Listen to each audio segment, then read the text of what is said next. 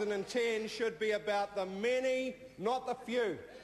It should be about investing in the future, not whining about the past. Mr. Speaker, tomorrow the budget excuses run out for the National Party. After 9 years in the wilderness, they did nothing last year except wreck superannuation. A year later, the public wants to know what's under the bonnet of their clapped-out car. Because tomorrow, sir, the public finds out. They promised aspiration. They promised a brighter future. They promised not to raise GST. They promised Tūhoi. Sir, what have they delivered? They are becoming known as the government of broken promises. Tomorrow, sir, we find out what fairness means to the National Party, and, sir, I think it's the same it's always meant.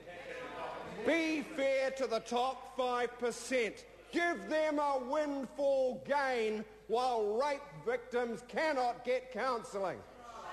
Borrow to fund tax cuts for the business round table while elderly people cannot get home help. And tell someone on $70,000 a year who's getting 50 cents a week if they're lucky, that someone on $500,000 who is getting $350 a week, tell them that's fair. But they've forgotten, sir, that New Zealanders don't like to be told that they're just jealous. That they're just jealous.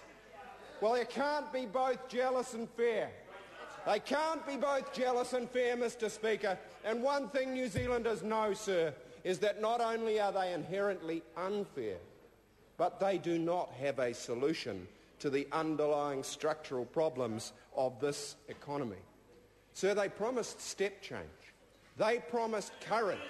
They promised leadership to address the savings problem, to rebuild our export base, to lift the incomes of all New Zealanders, to stop the drain to Australia, which has got worse in the last year.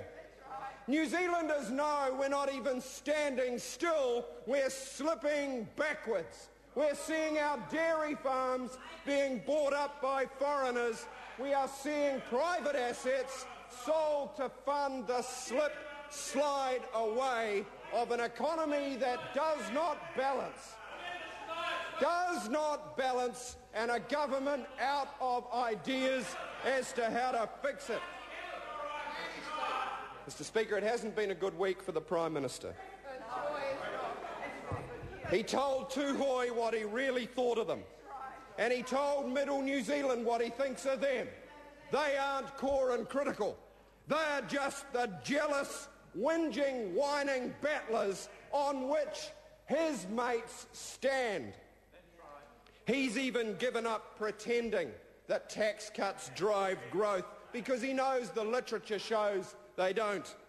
And New Zealand, anyway, has the third lowest taxes in the OECD, far lower than Australia. Why would you go to Australia for lower taxes? You'd go there for higher income, for higher wages. And the task facing the government is to lift the wages of ordinary Kiwis, to get more Kiwis in jobs, to put more food on the table of ordinary New Zealand families who face, wait for it, higher GST, property taxes driving higher rents, increased ACC tax, higher tobacco tax, higher cost student loans, petrol going up, power prices going up, mortgage rates going up, and they say they stand for fairness. Mr. Speaker, what is fair about that? Nothing.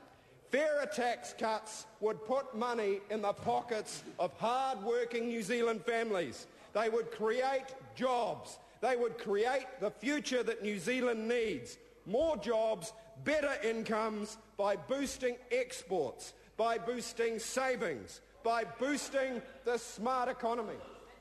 As my colleague Mr. Shearer has pointed out, that government is putting back into R&D less than half what they stripped out. They are preaching savings after stripping half the funds going into KiwiSaver and half killing New Zealand super. New Zealanders know They know truth, they know lies. Mr. Speaker, tomorrow we meet the truth. Mr. Speaker,